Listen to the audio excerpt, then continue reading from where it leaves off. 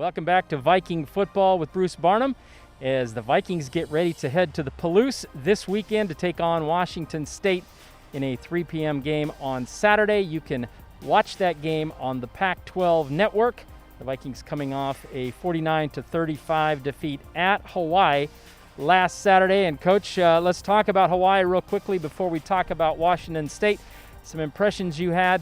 It was a slow start for the Vikings, no question about it, but quarters 2, 3, and 4 looked pretty good.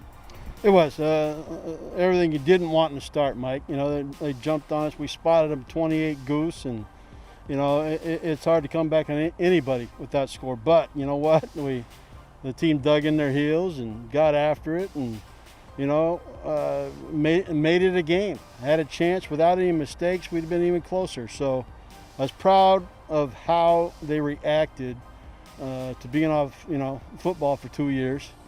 You know, that quarter is good to wash it away quick.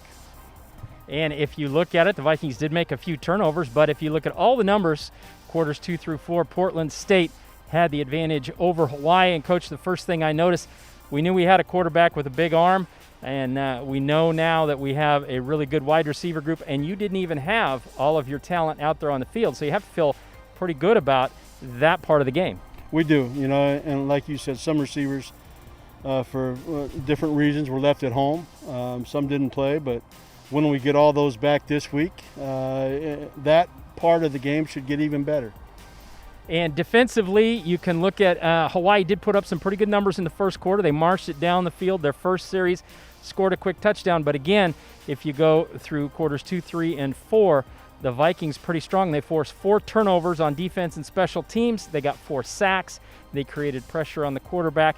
They really grew through the course of that game. They did. We started playing fast, Mike. That first quarter, it looked like we were on slow-mo, and Hawai'i was, zipping around like normal. But I'm proud of them, like I said before, because they reacted that way. That's going to lead to good things for the Vikings in the future. But you look at the last 3 quarters compared to the first, we played a hell of a lot faster in quarters 2, 3, 4.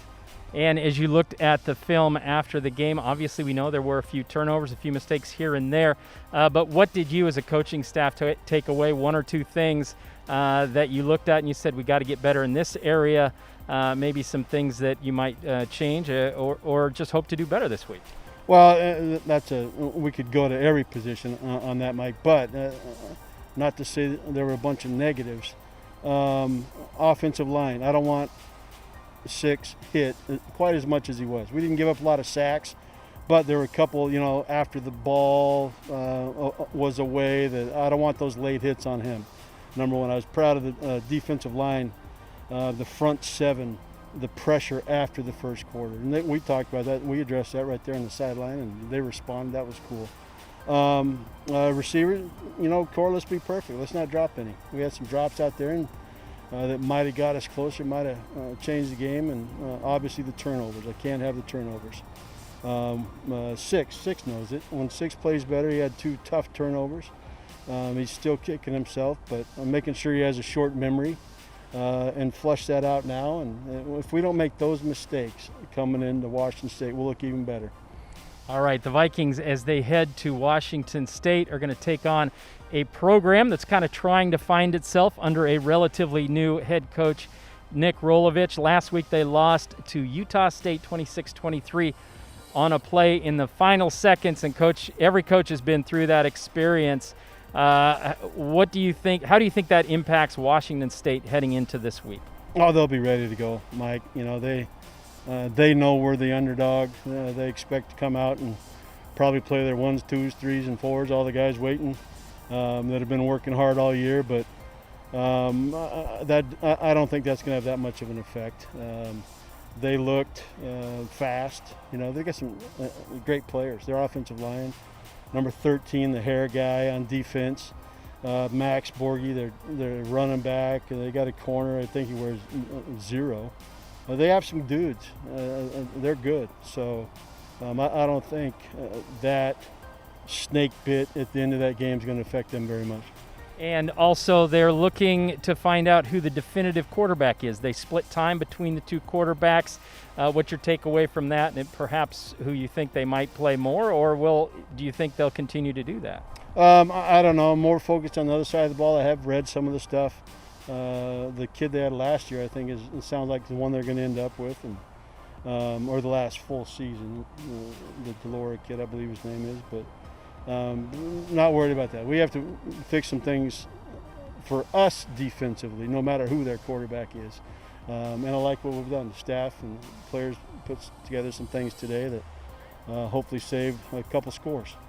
And as you look at the head coach, Nick Rolovich, of course, he has that University of Hawaii background. He played for June Jones, has a run and shoot background. What do you think ultimately he wants that Washington State team to look like?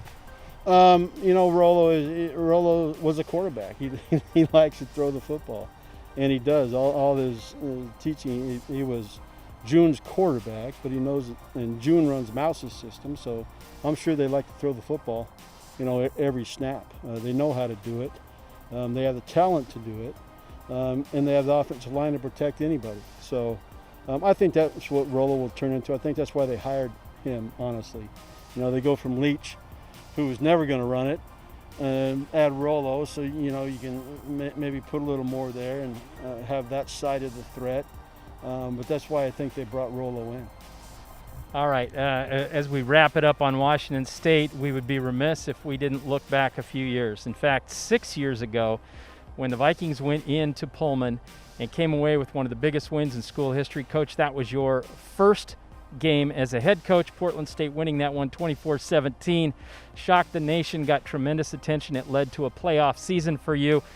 We can talk about all the superlatives, but personally, did you have maybe one personal memory of that game that really sticks with you? There's a bunch, Mike. Not from that game, from all the big games, the fun ones, but being a head coach out and being the first, probably one of the coolest things, there's a picture of Cooper and I, my youngest.